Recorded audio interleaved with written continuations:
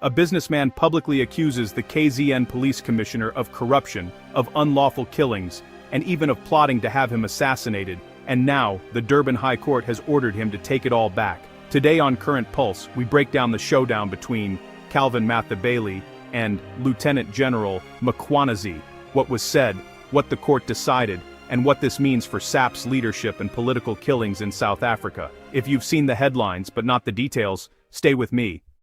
You're watching Current Pulse, where we cut through the spin and unpack South Africa's most critical political and policing stories. We are not affiliated with SAPS, with any political party, or with any faction. In this video, we rely on court documents and reputable reporting to explain a defamation case. We are not making new allegations, we're analyzing what was said and what the Durban High Court has now ordered. If you follow SAPS leadership, political killings, and the Nhlanhla Commission, make sure you're subscribed so you don't miss our next breakdown.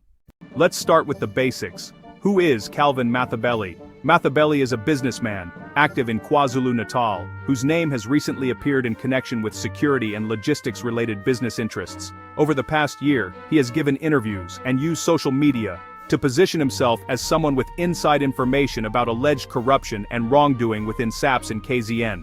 On the other side, we have Lieutenant General Mkhwanazi, the KZN Provincial Commissioner of Police. His name will already be familiar to many of you from our coverage of SAPS leadership and allegations linked to political killings in the province.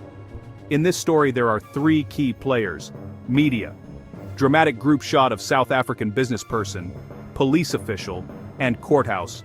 Three-way split image with businessman, police and courthouse, a private businessman, Calvin Mathibeli, a senior state official, the KZN Police Commissioner, General Mkhwanazi. Over a period leading up to February 2026, Mathibeli made a series of serious public claims about Commissioner Mkhwanazi. According to the court papers, these included accusations that Mkhwanazi was corrupt, claims linking him to unlawful killings or extrajudicial conduct, and, most dramatically, an allegation that there was an assassination plot against Mathibeli himself, a plot he publicly connected to the commissioner. These statements weren't made in a private letter or a confidential complaint. They were circulated through social media posts and media appearances, reaching a wide audience. Now, in a country where political killings in South Africa and SAPS leadership are already under intense scrutiny, those kinds of accusations are explosive. But here's the critical point for this video.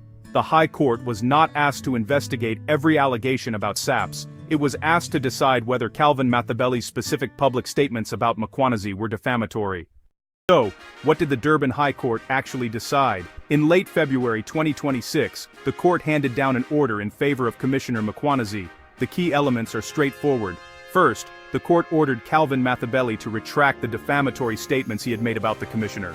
Second, he was ordered to issue a public apology. Third, he was interdicted, meaning legally barred, from repeating the same allegations in future. In plain language, the court found that those public accusations went beyond fair comment or protected speech and crossed into unlawful defamation. In some official responses, the allegations have been described as malicious and baseless. The court's order effectively confirms that, in law, the statements were not protected and could not simply be left unchallenged. Now, this doesn't mean SAPS is suddenly beyond criticism. It means that if you accuse a specific person, especially a public figure, of serious crimes like corruption or plotting an assassination, you must be able to back it up. If you can't, you run into defamation law. Why should anyone outside of KZN business circles care about this story? Because it sits right at the intersection of three things we cover all the time on this channel: the credibility of SAPS leadership, the reality of political killings in South Africa, and the power and danger of social media accusations. For months, we've watched commissions, task teams, and parliamentary committees try to untangle who is responsible for political violence and assassinations in this country. We've heard evidence about the political killings task team, about 16 SAPS Crime Intelligence, and about failures and omissions inside the police. This case is different. It's not about whether political killings exist. We know they do. It's about what happens when a private individual with a platform publicly points a finger at a sitting police commissioner and says, "You are corrupt. You are linked to unlawful killings. You are behind an assassination plot against me." The court's ruling strengthens Mkhwanazi's legal position and arguably his public standing. But it also sends a message: if you have evidence, take it to the proper forums, courts, commissions, watchdogs. If you go straight to social media and you can't prove what you're saying, you may pay a legal price. At the same time, there's a harder question. Does a strong defamation ruling like this discourage genuine whistleblowers from speaking out? Or does it simply punish reckless, unverified statements? I want you to think about that tension as you watch our other coverage of SAPS and political violence. There's also a social media lesson here. In 2026, a Facebook post, an X thread, or a live interview can move faster than any court. Accusations can go viral in hours. But defamation law still moves, and when it catches up, it can be brutal.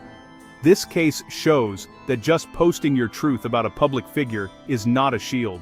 If you allege specific crimes against a named person in front of an audience, a court can later decide that you've crossed the line.